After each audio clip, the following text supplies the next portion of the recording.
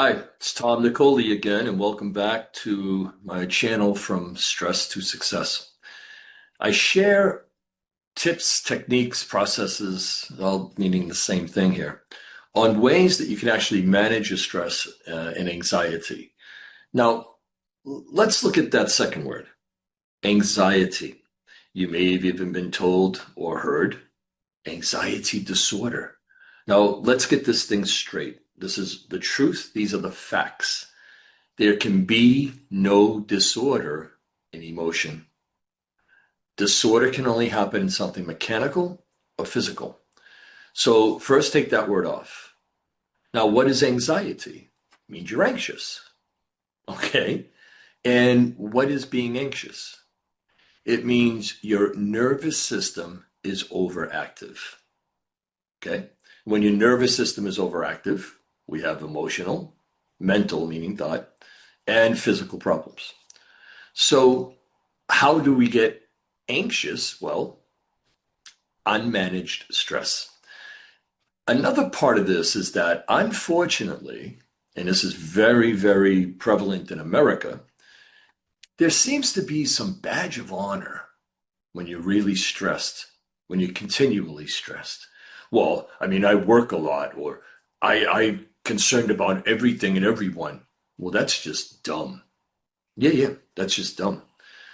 So you're rationalizing and justifying being stressed and having uh, debilitating or problematic stress because you just don't know how to manage it and find a better way.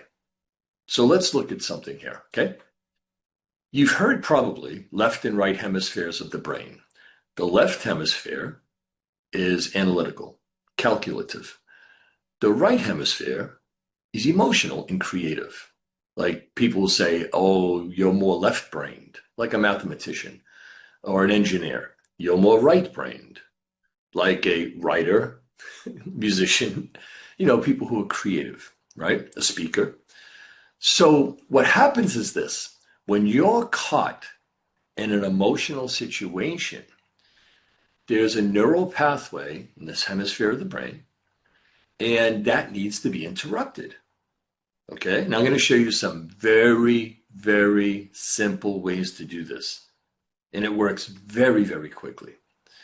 So in order to interrupt a pattern going on in one hemisphere of the brain, well, one thing we need to do is engage the other hemisphere.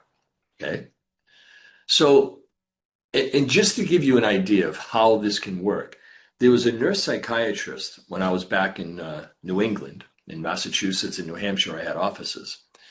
And she would send me teenagers with high anxiety. So there was a time, this stands out, when there was this one young guy, he's about 19.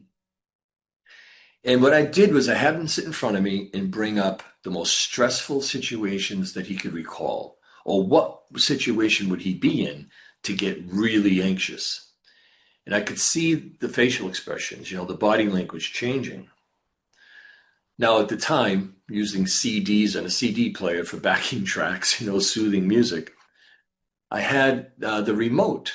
So I tossed it to him and I said, I want you to just toss this from one hand to the other, okay? And he did. And as he did that, I asked him basic math. What's 5 plus 5? What's 10 minus 2? What's 2 times 7? Now, when we started, he said the anxiety he was feeling was at an 8. His words were, I feel like I'm vibrating. We did what I just explained. And then I asked him, oh, hey, by the way, how's that feeling that you call anxiety? About a 4. That quickly. So what can you do? Well, the first thing you want to do is be aware and to realize this is not good. It's not helping me. And you want to interrupt the pattern.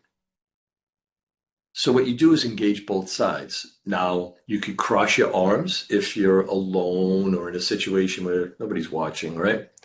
If you're driving, you could tap each side of your wheel and then go ahead and do something that's left-brained, like maybe you're thinking about capitals of states or how to spell different words, or the basic math bit that I just shared. When you do this, one, you're now preoccupied, you're taking your focus off of the feeling, and you're putting it on something else, and now both hemispheres are involved. Excuse me. Now, the physical part of crossing over is it does that. It just crosses over what's going on in your brain and the functions of your brain. So this is a pattern interruption. Now, the most common way we all know of pattern interruption is you're in a conversation, you're really involved in it, and then somebody bursts into the room. And you're like, we're talking here. And oh, I'm sorry. Then you look at the other person and you go, what were we talking about? Come on, everybody knows this situation. But nobody realizes what just happened and how you can use this intentionally. So engage both hemispheres in the way I just shared. And you don't have to wait until something happens.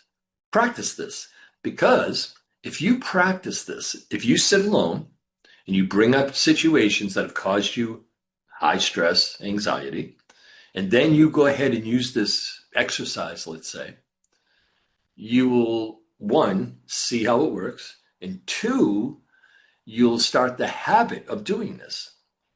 See, we want to be in the habit of when something comes up, this is what I do. When I get like this is what I do.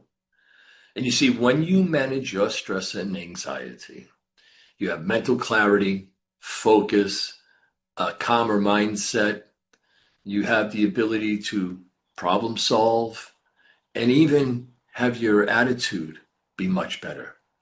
This is what's needed, especially for people who are leaders, managers, career professionals, executives, business owners. A calm mind is an effective mind. So think of it as a garden hose just flowing. Your mind is like this, it just flows. But once you start squeezing it, once you start getting tense and stressed, it doesn't flow the same way. And then this is what we call getting in your own way. So let's get out of your own way, use this simple technique, and enjoy the benefits and dividends it will bring you. Now, look, go ahead and subscribe, like this video. There's going to be a lot more information.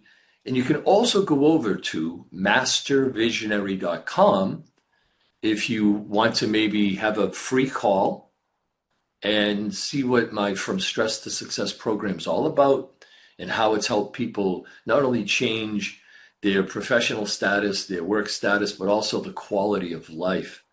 Because what's the point of becoming successful if you're miserable? So I'm Tom Nicoli, and I'll see you next time.